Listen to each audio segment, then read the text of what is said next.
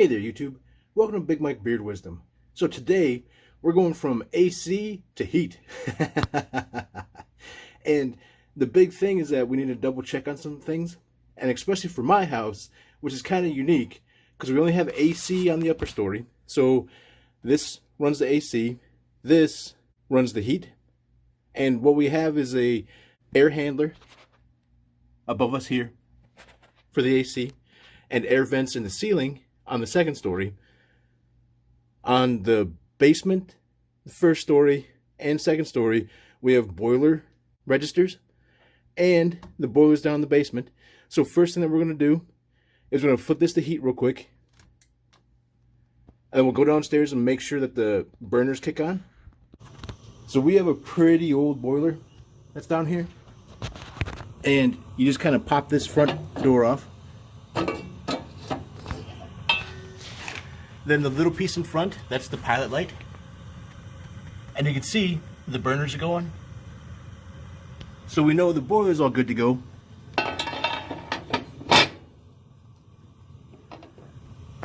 Now we just need to watch this for a little bit, see where the pressure goes, and see if the temperature rises.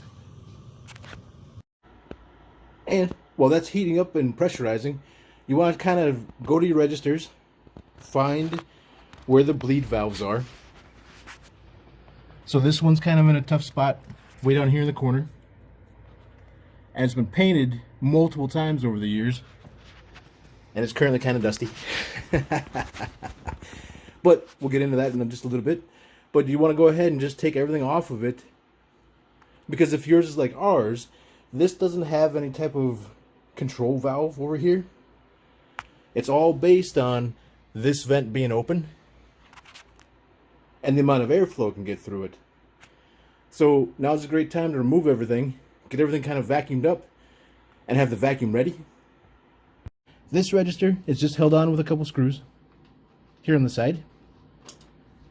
Once you get that off, you want to go ahead and just pull the register back, which can be an interesting task depending on how well the paint's stuck. Now, with it rocked back a little bit, you can start to see down inside. It seems a little bit dusty. And last year I went through and cleaned this out really well. But what we'll do is we'll go ahead and we'll lift this off.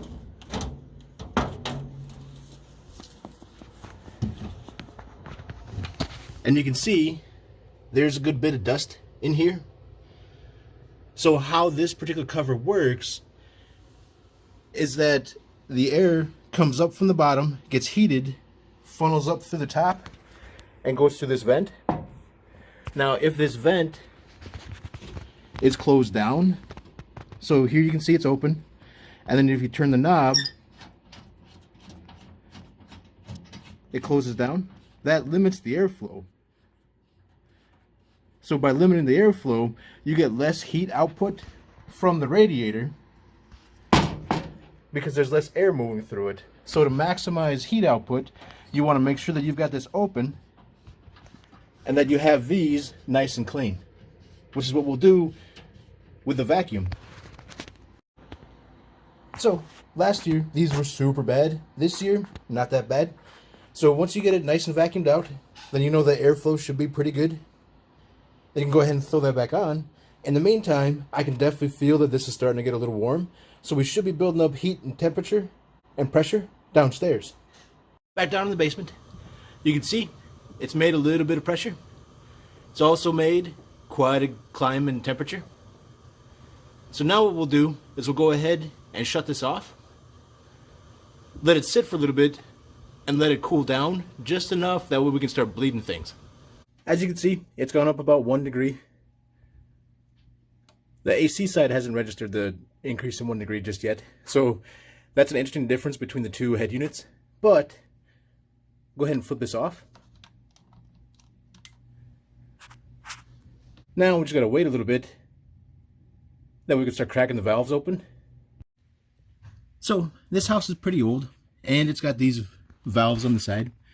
You can see it's a square in the center. So you'll need a radiator key like this one. So it's got a square center cut. That goes right on top of it. And from everything that I've read, you run your boiler for a little bit, wait for it to cool back down, and then crack this open. And I did that last year, but this year I did things a little bit differently. So this year, before even firing the boiler up, I cracked it open, and I'll try and bleed some air out. And then here's a couple clips of that.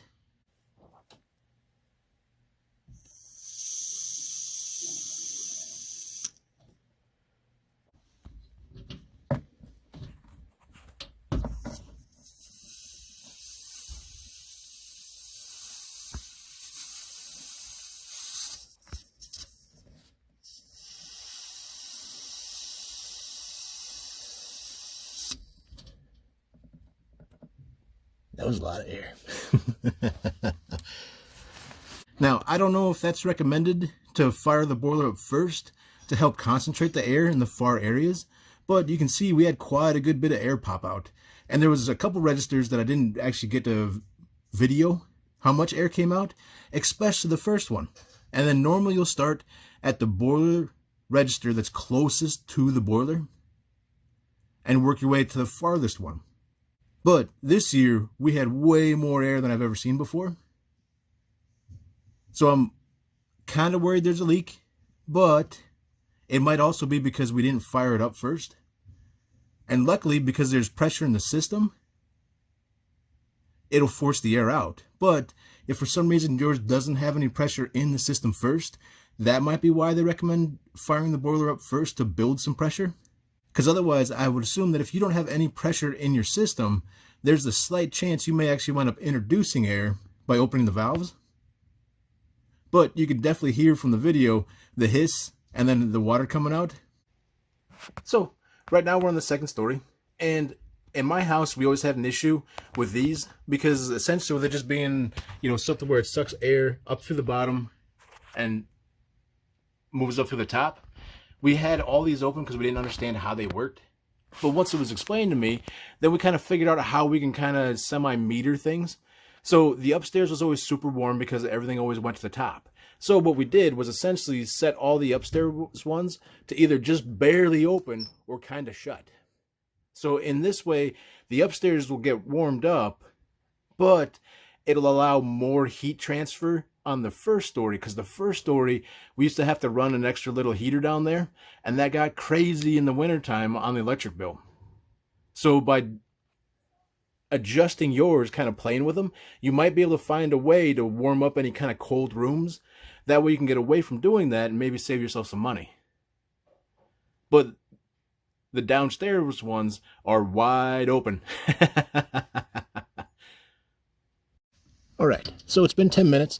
So we're going to go ahead and crack all the valves again.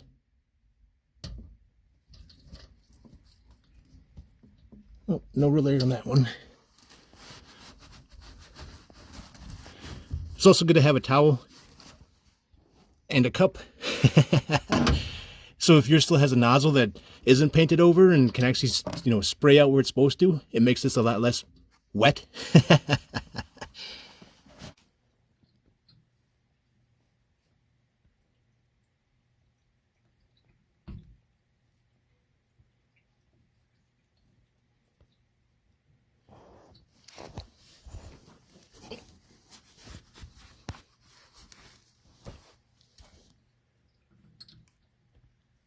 Good and tight.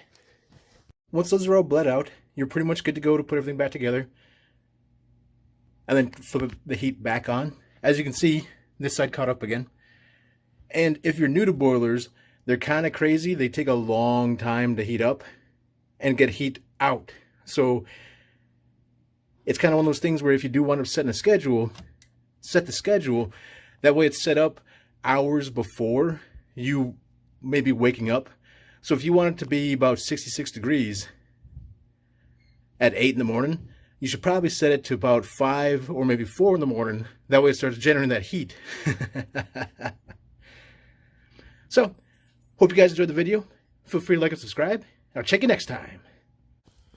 Oh, and also, once you get that fired back up, just double check on these, just to make sure you have them good and tight, that they're not leaking.